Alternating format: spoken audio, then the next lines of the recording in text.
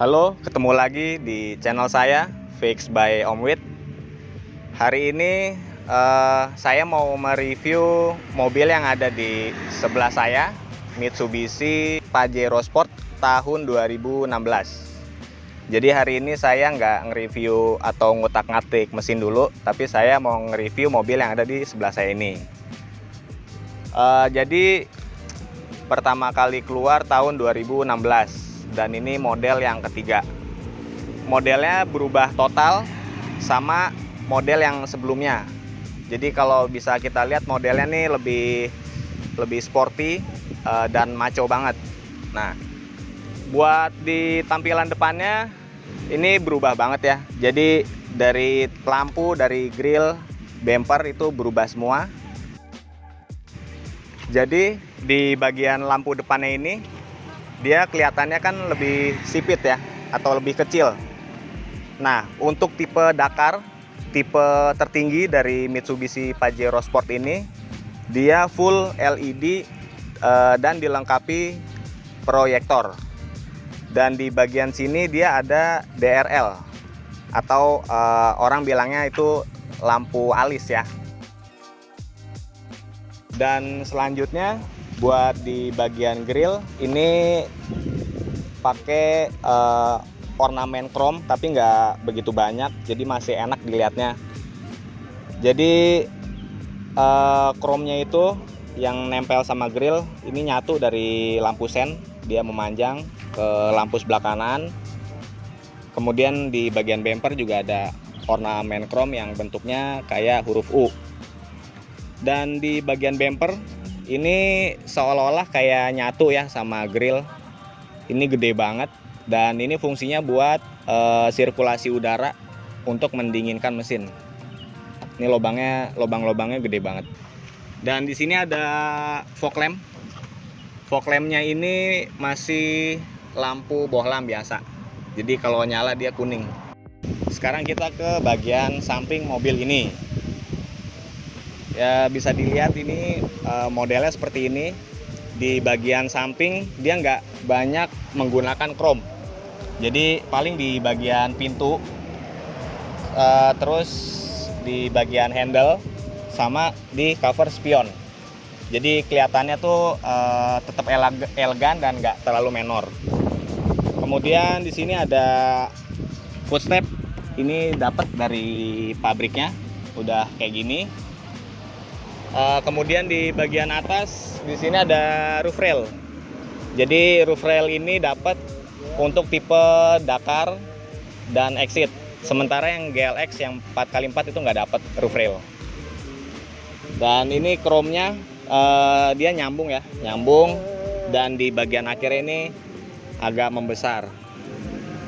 Kemudian ini lekukan bodinya juga bagus. Dia segaris dari lampu belakang sampai lampu depan, gitu sih.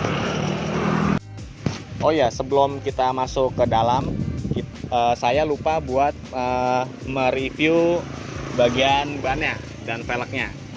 Jadi bannya nih menggunakan Bridgestone Dweller HT ukuran 265/60 ring 18. Ownernya bilang ke saya, jadi waktu dia beli tahun 2016 itu ban bawaannya tuh Toyo, dan ini dia sudah ganti pakai Bridgestone Dweller HT.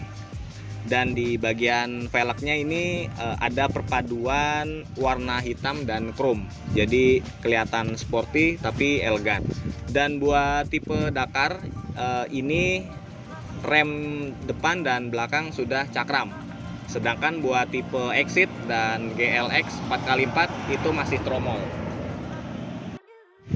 Sekarang saya sudah berada di belakang ini. Ini spoiler. Spoiler ini aslinya nggak ada, bukan bawaannya. Dan ini ditambah, tapi spoiler dari Mitsubishi-nya. Kemudian di sini ada chrome, ada ornamen chrome untuk mempermanis atau mempercantik mobil ini kalau dilihat dari belakang. Kemudian di bagian bawahnya ini ada kamera parkir atau kamera mundur. Terus di sini ada 4 buah sensor parkir dan di bawah sini ada ban serep. Cuman sayangnya ini nggak dapat tutup atau cover ban serep. Sedangkan rivalnya Fortuner yang seangkatan ini itu dapat cover ban serep. Terus sayangnya sih pintu belakangnya ini belum otomatis, belum ada elektrik power back door-nya. Sedangkan di rivalnya itu Toyota Fortuner itu sudah dapat power back door. Di bagian lampu belakangnya untuk lampu rem dan lampu senja sudah LED, tapi untuk sen dan lampu mundurnya masih bohlam biasa.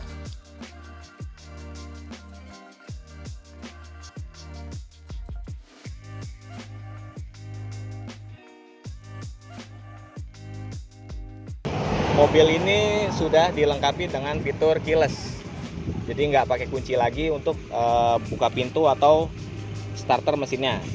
Nah, di sini ada tombol kecil yang berfungsi untuk lock atau unlock. Dan untuk membukanya, ini jarak antara remote sama handle ini harus dekat banget. Gitu. Dan ini kalau di unlock, spionnya membuka sendiri. Dan kalau di lock, dia spionnya melipat sendiri. Dan sekali lagi, jaraknya harus dekat. Kalau jaraknya jauh, kayak gini aja, dia nggak mau ngebuka. Yuk, kita lihat dalamnya kayak gimana.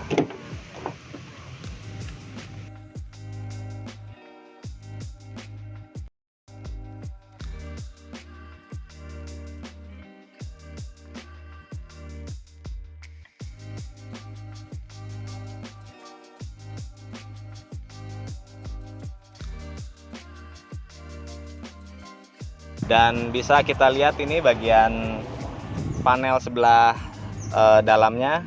Ini ada wood panel, jadi kayak kelihatan klasik gitu. Dan di sini ada handle kalau kita mau nutup pintu. Ini warnanya abu-abu. Sebenarnya sih agak kurang nyambung ya.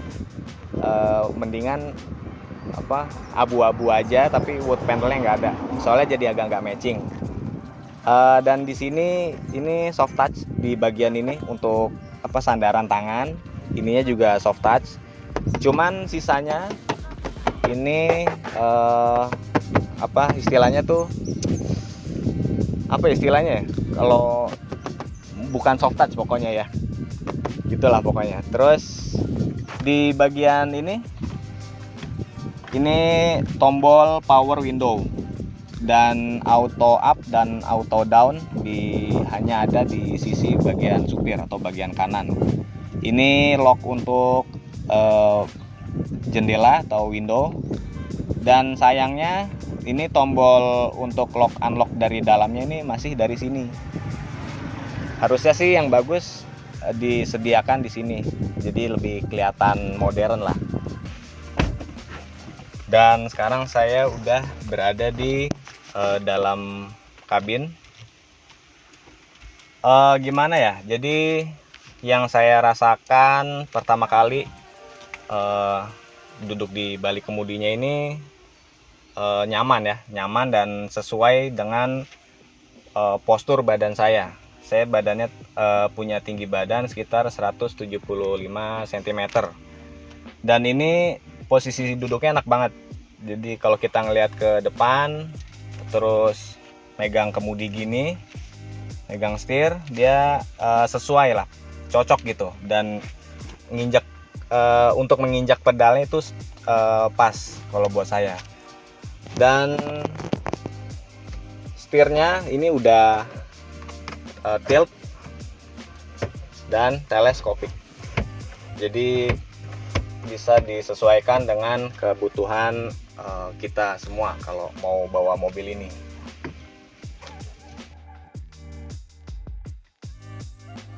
Jadi untuk di jok sebelah kanan khusus untuk pengemudi itu sudah dilengkapi jok elektrik.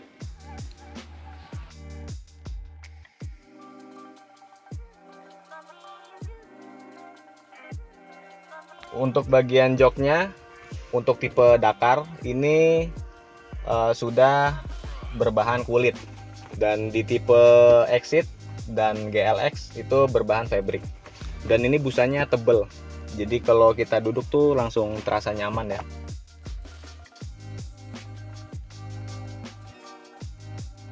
Kemudian kita balik lagi ke bagian dashboard. Di sebelah kanan ini ada pengaturan spion, sudah electric mirror dan retract, bisa ngelipat sendiri. Di sebelahnya ada tombol start stop engine. Kemudian di bawahnya ada tombol stability control, dan di sebelah kanannya tombol untuk menaktifkan atau nonaktifkan sensor parkir. Kemudian bisa kita lihat di sini ada perpaduan wood panel juga. Dia ditarik wood panelnya sampai ke bagian sini ya, ke dekat armrest. Cuman sebenarnya sih kalau menurut saya pribadi ini agak kurang cocok, karena ini kesannya tuh klasik bukan modern ya. Kalau menurut saya pribadi mendingan warnanya tuh dua jenis aja, jadi black, warna hitam sama warna abu-abu ini gitu. Di sini ada head unit 6,5 in. Ini pengaturan AC. Ini AC-nya dual zone. Bisa, jadi kita bisa kontrol hembusan angin, suhu, temperatur untuk bagian supir dan penumpang di sebelah kiri. Kita lanjut ke bagian plafonnya. Di sini ada 2 buah lampu kabin. Kemudian untuk tipe Dakar ini dilengkapi dengan sunroof. Dan sunroofnya ini menambah kesan mewah mobil ini. Jadi cara menggunakannya, kita tinggal geser aja tombol yang ada di sini. Kalau kita mau membukanya, kita tekan ke belakang.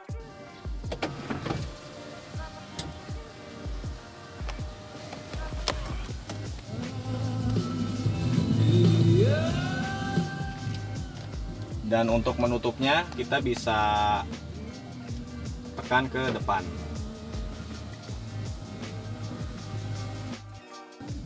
Untuk di bagian setirnya ini dilengkapi audio control di setirnya. Dan di sebelah kanan ini ada tombol untuk mengatur IMEI yang ada di sini.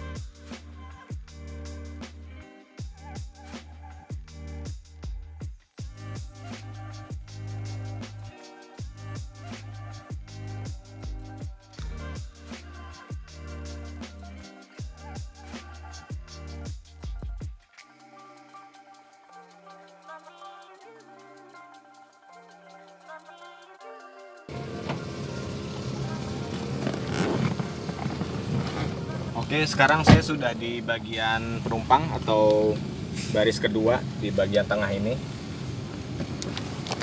Posisinya cukup nyaman. Legroomnya ini lumayan luas buat tinggi badan saya yang sekitar 175 cm. Dan legroomnya juga lega. Cuma sayangnya ini nggak bisa dimaju mundurin, jadi dia udah fix. Kemudian di bagian tengah ini ada armrest juga, dan ini bisa dipakai buat cup holder. Dan ini posisi senderannya juga terbatas, dia polnya tuh segini ya, udah paling nyender, nggak bisa lebih rebahan lagi. Kemudian ini ada handle di sini. Dan ini double blowernya di bagian samping kanan kiri, di belakang juga ada, dan pengontrolnya di sini. Dia jadi satu sama lampu kabin. Jadi hembusannya ini bisa diatur ya, mau kencang, mau pelan, dia di sini semua.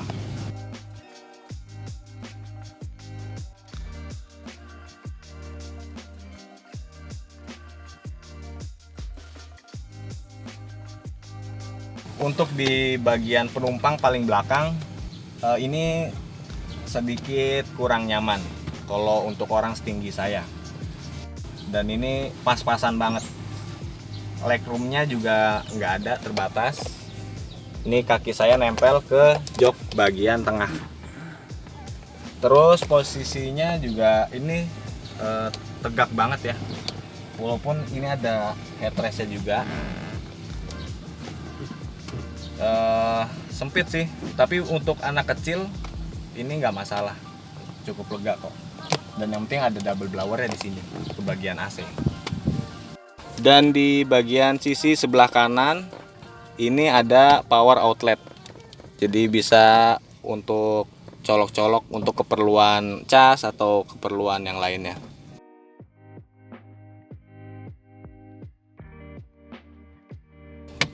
Di sini juga ada cup holder, bisa untuk 2 minuman. Ini bagasinya cukup luas, kursinya sudah dilipat dan kapasitasnya ini cukup luas bagasinya. Dan di sini uniknya bisa buat naro toolkit tambahan kalau kita punya toolkit tambahan. Ini ada segitiga pengaman, ini P3K, dan ini untuk nurunin ban serep. Jadi baut ini kalau diputar ke kiri ban serepnya turun. Kemudian di bagian ini ada dongkrak dan toolkits. Jadi kunci busi, kunci ban ada di dalam ini semua sama obeng-obeng.